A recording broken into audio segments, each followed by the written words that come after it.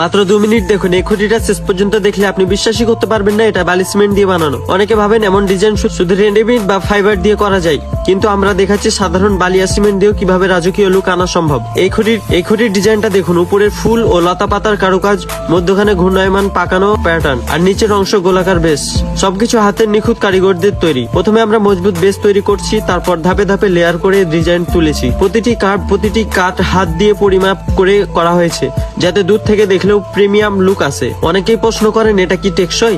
হ্যাঁ, সঠিক mixing ratio আর সঠিক ফিনিশিং করলে এই ধরনের ডিজাইন অনেক বছর টিকে থাকে। আপনি চাইলে বাসা, বারান্দার গেট, পিলার অথবা ছাদের নিচেও এই ধরনের ডিজাইন করাতে পারেন। আমাদের লক্ষ্য শুধু ডিজাইন নয়, একটা সাধারণ বাড়িকে একটু আলাদা এবং স্টাইলিশ করা। যদি এমন কাজ আপনার বাসায় করাতে চান তাহলে ইনবক্স করুন অথবা কল করুন। আর আপনাদের কাছে ভিডিওটা ভালো লাগলে অবশ্যই লাইক, ফলো, শেয়ার করে পাশে থাকবেন, এবং এরকম নিত্য নতুন ভিডিও চাইলে আমি আরো ভিডিও নিয়ে আসবো ইনশাল্লাহ।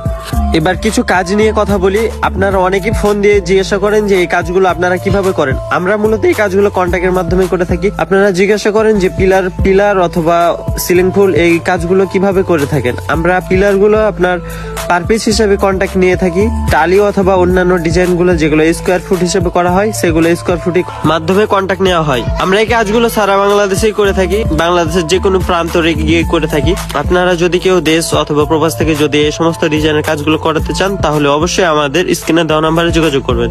আপনারা দেখতে পাচ্ছেন আমরা কিভাবে স্টেপ বাই স্টেপ এই ডিজাইনের কাজগুলো করে থাকি। তো এই কাজটা আপনি সম্পূর্ণ না দেখলে বুঝতে পারবেন না যে আমরা কাজগুলো কত যত্ন সহকারে করে থাকি।